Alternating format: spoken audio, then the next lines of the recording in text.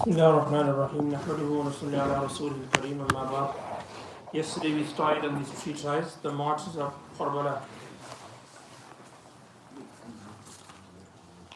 The moment Yazid came to power, he demanded the oath of allegiance, bay'ah, from everyone. Giving allegiance was an Arab tradition which was carried out in important matters, such as that of leadership and authority. Yazid's message was delivered to Sayyidina Husayn radiallahu anhu as well, who did not comply.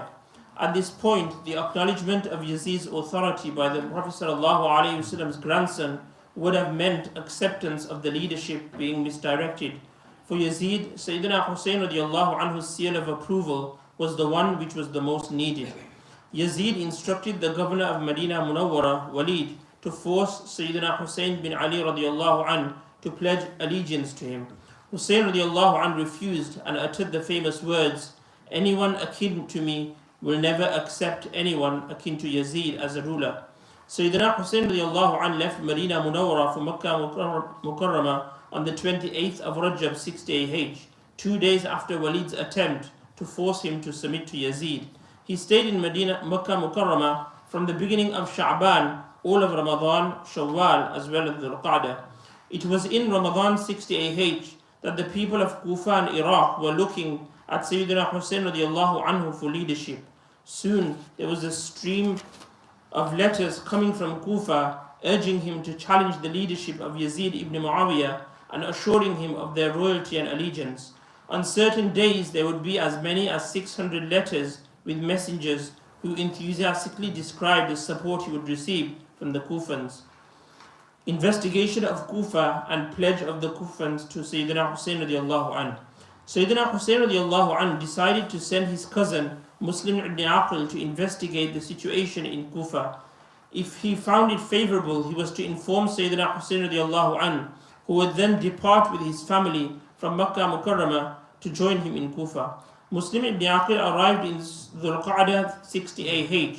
When the Kufans learnt of his arrival, they presented themselves to Muslim ibn Aqil and gave their solemn pledge of allegiance for Sayyidina Husayn radiallahu anhu. When this number rose to approximately 18,000, Muslim bin Aqil felt confident enough to dispatch a messenger to Sayyidina Husayn radiallahu anhu, informing him of the bay'ah pledge of the Kufans and urging him to proceed from Makkah Mukarramah. Ibn Ziyad orders the killing of Muslim ibn Aqil. Yazid ibn Muawiyah thereafter replaced Sayyidina Nu'man ibn Bashir, the governor of Kufa, with the ruthless Ubaydullah ibn Ziyad, who was regarded to be stern and fearless in confronting Sayyidina Husayn radiallahu anhu. Muslim ibn Aqil, who was residing secretly in the house of Hani ibn Urwa, realized that the hour for a decisive encounter had arrived. He gathered 4,000 of the men who had given him their oath of allegiance to Sayyidina Husayn radiallahu anhu and proceeded towards the governor's fort. When Ibn Ziyad saw Muslim ibn Aqil with the Kufans at his gate, he sent some of the tribal leaders of Kufa to speak with their people, draw them away from Muslims, and warn them of the wrath that would descend upon whom when the armies from Damascus arrived. Soon mothers were telling their sons, "Come home, there are enough other people here," and fathers anonymously warned their sons what will happen tomorrow when the Syrian armies start arriving from Damascus. Gradually they all deserted Muslim ibn Aqil under the gates of the governor's fort. At sunset he was left with only 30 men, and before he knew it, he was all on his own in the streets of Kufa. Out of 18,000 men who but days before placed their right hands in his, solemnly pledging allegiance to the cause for which they had invited the grandson of Rasulullah sallallahu alaihi wasallam, not a single one was there to offer Muslim ibn Aqil the solace of their company. Eventually, Muslim was captured from a house in which he sought refuge and taken to Ibn Ziyad. Muslim knew his death was at hand. Tears flowed from his eyes, not at his own fate, but at the thought of Sayyidina Husayn radiallahu anhu and his family traveling through the harsh, merciless desert towards a fate much harsher and more merciless, an enemy firmly resolved to bring an end to his venture, and to the most treacherous of people who deserted him at the hour of need. He begged Ibn Asas to send someone to Sayyidina Husayn radiallahu anhu with the following message: Ibn Aqil has sent me to you. He says to you, go back with your family. Do not be deceived by the people of Kufa. The Kufans have lied to me and have lied to you. Later that day, the day of Arafat, the 9th of Dhul Hijjah, Muslim Ibn Aqil was taken up to the highest ramparts of the fort and executed. Sayyidina Husayn radiallahu anhu departs for Kufa. Upon the earlier messages and letters of invitation, Sayyidina Husayn radiallahu anhu made earnest arrangements to travel to Kufa. At this point, he was not aware of the death of Muslim Ibn Aqil and was acting on his letter, which indicated that the situation was in favor of his coming to Kufa. Sayyidina Husayn radiallahu anhu sent a messenger, Qais ibn Bushir, to inform the Kufans of his imminent arrival. The messenger was captured by Ibn Ziyad, who ordered him to mount the walls of the fort and publicly cursed Sayyidina Husayn radiallahu anhu and his father. Instead, he praised Sayyidina Ali radiallahu anhu and Sayyidina Husayn radiallahu anhu, informing them that Sayyidina Husayn radiallahu anhu was on his way and exhorting them to assist him as they had promised. He ended his brief address by hurling curses on Ibn Ziyad. Upon the order of Ibn Ziyad, he was flung from the ramparts and killed. Despite this impassioned plea, the men of Kufa were unmoved.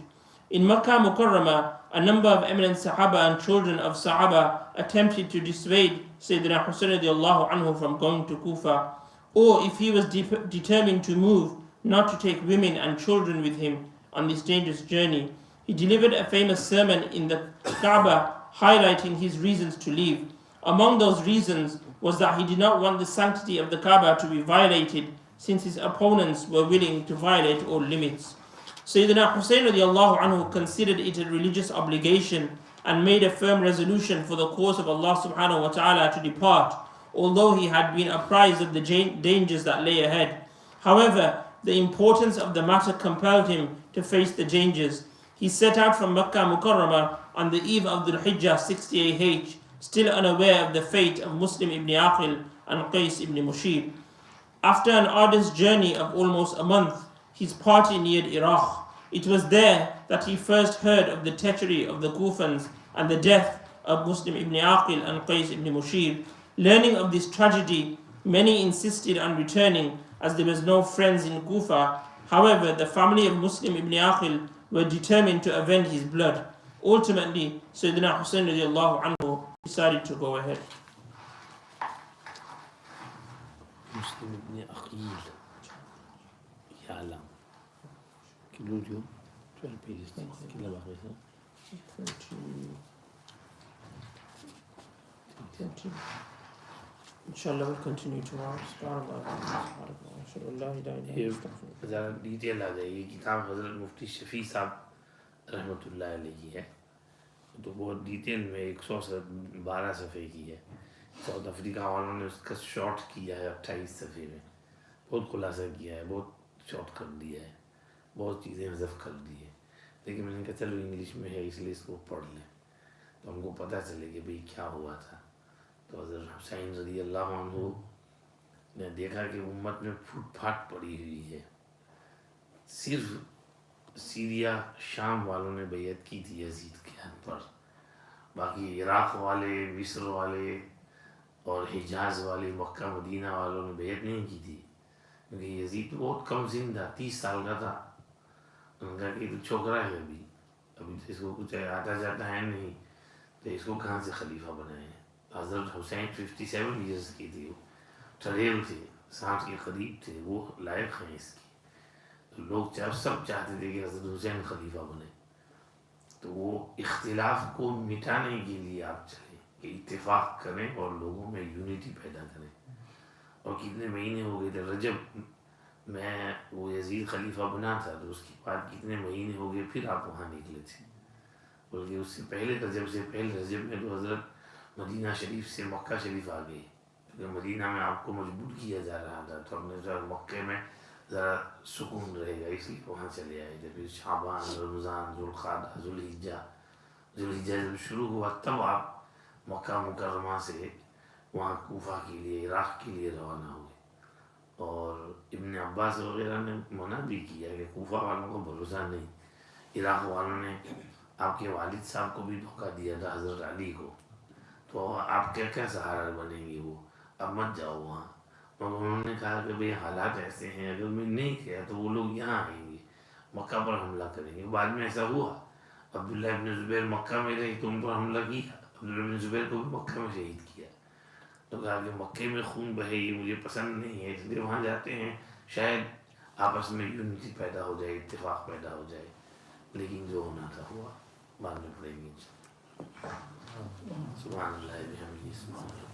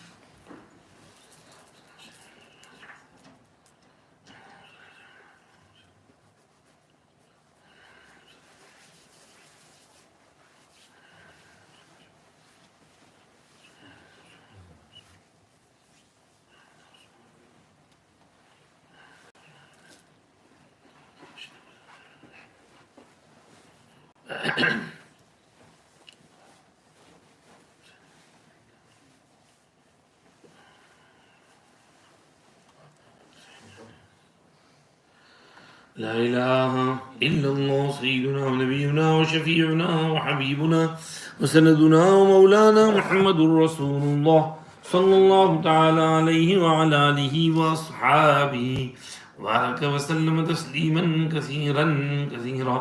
لا إله إلا الله، لا إله إلا الله، لا إله إلا الله، لا إله إلا الله، لا إله إلا الله، لا إله إلا الله، لا إله إلا الله، لا إله إلا الله، لا إله إلا الله، لا إله إلا الله، لا إله إلا الله محمد رسول الله صلى الله عليه وسلم.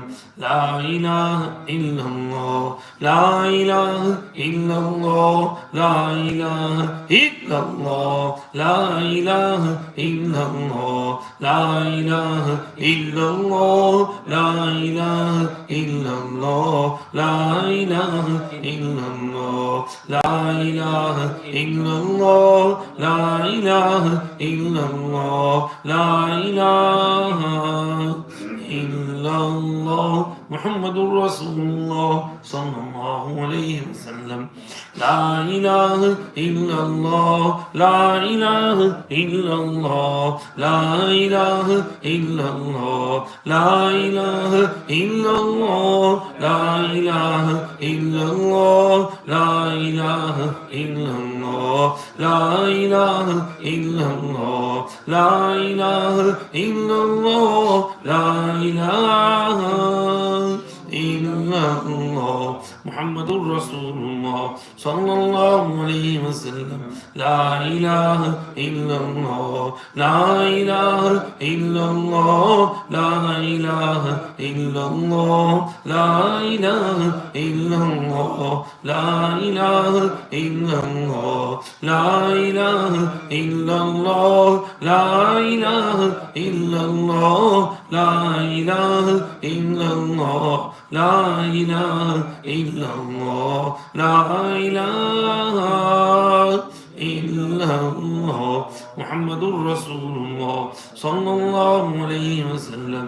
لا إله إلا الله، لا إله إلا الله، لا إله إلا الله، لا إله إلا الله، لا إله إلا الله، لا إله إلا الله، لا إله إلا الله، لا إله إلا الله، لا إله إلا الله، لا إله إلا الله محمد رسول الله صلى الله عليه وسلم لا إله إلا الله لا إله إلا الله لا إله إلا الله لا إله إلا الله لا إله إلا الله لا إله إلا الله لا إله إلا الله لا إله إلا الله لا إله إلا الله محمد رسول الله صلى الله عليه وسلم لا إله إلا الله لا إله إلا الله لا إله إلا الله لا إله إلا الله لا إله إلا الله لا إله إلا الله لا إله إلا الله لا إله إلا الله لا إله إلا الله لا إله إلا الله محمد رسول الله صلى الله عليه وسلم لا إله إلا الله لا إله إلا الله لا إله إلا الله لا إله إلا الله لا إله إلا الله لا إله إلا الله لا إله إلا الله لا إله إلا الله لا إله إلا الله لا إله إلا الله لا إله إلا الله محمد رسول الله صلى الله عليه وسلم لا إله إلا الله لا إله إلا الله لا إله إلا الله لا إله إلا الله لا إله إلا الله لا إله إلا الله لا إله إلا الله لا إله إلا الله لا إله إلا الله لا إله إلا الله محمد رسول الله صلى الله عليه وسلم لا إله إلا الله لا إله إلا الله لا إله إلا الله لا إله إلا الله لا إله إلا الله لا إله إلا الله لا إله إلا الله لا إله إلا الله لا إله إلا الله لا إله إلا الله لا إله إلا الله محمد رسول الله صلى الله عليه وسلم لا إله إلا الله لا إله إلا الله لا إله إلا الله لا إله إلا الله لا إله إلا الله لا إله إلا الله لا إله إلا الله لا إله إلا الله لا إله إلا الله لا إله إلا الله لا إله إلا الله محمد رسول الله صلى الله عليه وسلم لا إله إلا الله لا إله إلا الله لا إله إلا الله لا إله إلا الله لا إله إلا الله لا إله إلا الله لا إله إلا الله لا إله إلا الله لا إله إلا الله محمد رسول الله صلى الله عليه وعلى آله وأصحابه وبارك وسلم تسليما كثيرا كثيرا إلا الله إلا الله إلا الله إلا الله إلا الله إلا الله